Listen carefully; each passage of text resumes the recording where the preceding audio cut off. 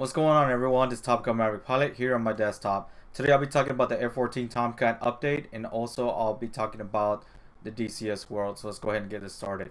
So the F-14 Tomcat with the Heatblur Simulation developer team, they made an update on the last day of March. It's a good thing they didn't do it on the 1st of April because it'll probably be a good April Fool's joke. But anyways, let's get everything started.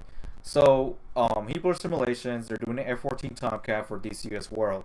Now, they have made a good update with several information and several questions answered. So let's go ahead and begin.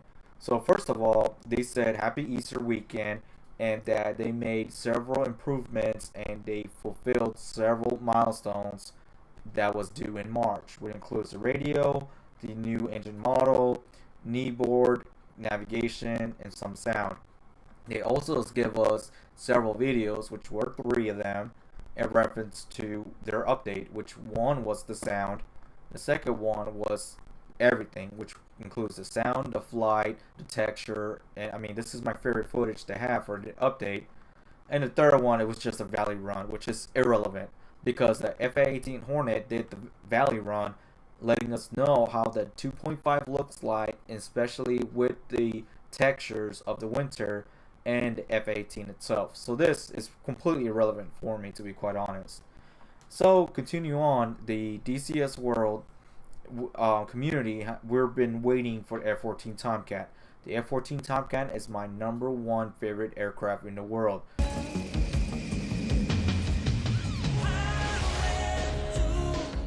I still love this damn aircraft.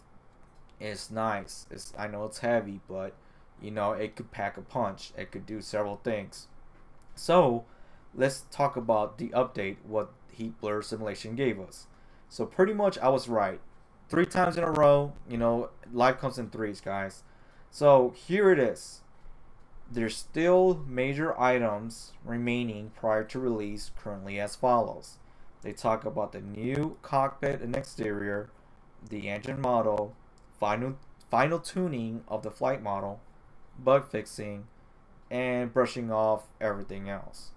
So it says here that they need, and they believe that they need 90 days to see most, if not all, okay, so that's even guessing of a guess, of these major and minor items to be resolved. So 3 months. So right now it's April, so they need entire April, May, and then June to fix probably all but most, okay? So leaving us within touching distance of launching. So the margin error, I'm going to give 1 month. Therefore, this summer, don't hold your breath on the F-14 Tomcat, because if the margin of error is 1 month, so they need April, May, June, then July to pass everything, all the bells and whistles, all the minor and major bug fixes and everything else. They're not even specifying until those things are ready, and they will then touching distance, which means they're probably going to talk about the final launch of the F-14 Tomcat, the pre-release. So that's another month as well. So from my estimation, what they said and how they've been doing, it looks like it's going to be past the summertime, guys. The early beginning of fall. I'm talking about the very first of fall. Roughly late August, early September, we're going to see the F-14 Tomcat.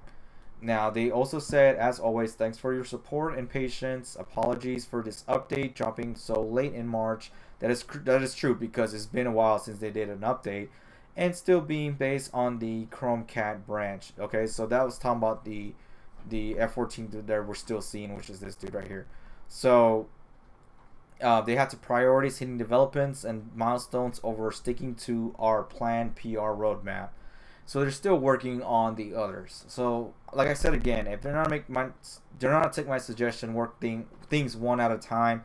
For instance, the AJS, get that completely done, then F-14 Tomcat, then the Register AI, then the Navy assets, and any other roadmaps they have, then I mean, 90 days seems feasible, but probably more, to be quite honest. So they leave you with one more video, and that's about it. And the glimpse of the gesture AI, it sounded great. It said, brake left, when there was a missile launch and they saw the missile. I mean, it sounded outstanding. So here's my 2 cents, is that even by looking at these two videos, the work in progress and the footage, I knew that they needed several months left for it to become a launch. I still can't believe that they want this. I mean, they wanted this aircraft to be done right before December 2017. I mean, I don't know how they would have done that. I mean, that would have been some crappy aircraft with several bugs and missing items, and it probably would have been a bad launch, to be quite honest. They did the right move of not only rushing it but postponing it. And I mean, they had since the very 1st of January, so it's been already 4 months already, or roughly three, almost going to 4 months of continuing on battling and fixing and also catching up on the F-14 Tomcat. So kudos on them. It really is, because I rather wait past the summer for the F-14 Tomcat, knowing that it's gonna be a good prestige like launch. So this is my favorite video. This one, the middle one. The reason why is because they have more. God, it's loud. So they have more things. They show us more textures, more information, and I mean the sounds adequate, sounds good, and the cockpit sounds good too, and the view looks nice because it's 2.5. And just look at that afterburner, look at the smoke, the trail. It looks nice. It's just really missing the texture of the exterior, that like the the age, the wear and tear. I mean, they're missing that, and they're missing a lot of the textures of the actual skin of the aircraft, the actual outside components of the aircraft. But even the inside, you could tell they're missing several things, and also, I mean, you could tell even the side and the rear mirror is missing things as well. But even, I mean, it just looks so. It's not bleak. I mean, it looks like it's undone. It still looks undone. It looks great. It's not even a beta session, guys.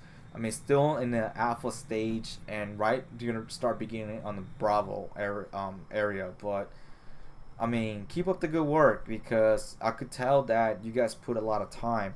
This aircraft is like two aircraft, guys. I mean, it's a sweep wing aircraft, it's a double engine, okay, and also just two cockpits, one in the front, one from the rear, which is the back. I mean, that's two. I mean, this company's working this one aircraft that's like two aircrafts. It's like two MiG-21s. The MiG-21 is simple. It's just one cockpit. It's a single engine. It's a delta wing, so it's not that much to work on. But this right here is an abundance and a plethora of information, issues. It's more complicated. It's more complex on the flight, and information going in and out, the gauges, the instruments, the technology, it's everything, guys. So I really have to say that this is like working two aircrafts in one. But it's a great thing that they made an update to give us a heads up what they're still working on, what they're still doing, and what they need to do, and what else that they haven't accomplished yet. They give us a good guesstimation of a timeline.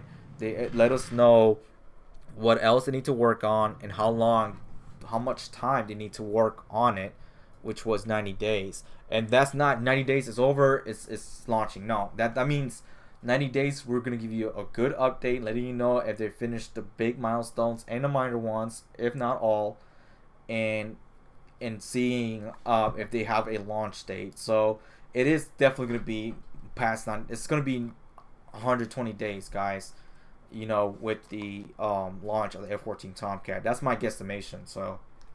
So that's it. That's a lot of information. Thank you for the update, Heatblur Simulation. You guys keep up the good work. You guys did a great job postponing it and heading on. I mean, thank you.